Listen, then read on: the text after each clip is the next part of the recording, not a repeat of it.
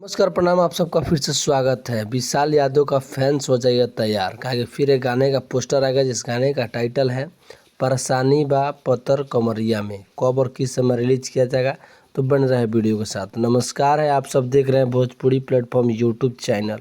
आप सबको बता दूं कि विशाल यादव फिर से कमबैक कर दिए हैं भाई साहब, जिस गाने का टाइटल है परेशानी पतल कमर में।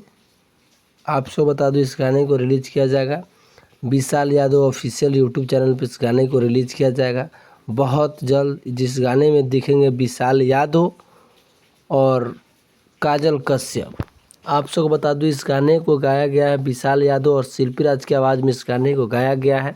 काफ़ी ज़बरदस्त गाना है। जिस गाने में काजल कश्यप काम करे वो गाना सुपर हिट ना हो विशाल यादव का, तो सोचने वाली बात है भाई साहब। परेशानी बा पतर कमरिया में आप सबके बीच में 30 तारीख को 6:30 पे यानी कल सुबह आप सबको सुनने को मिलेगा। जिस गाने को लिखे हैं विशाल यादव के द्वारा इस गाने को लिखा गया और म्यूजिक डायरेक्टर की बात की जाए तो विकेश भोजपुरिया के द्वारा म्यूजिक संगीत बनाया गया है।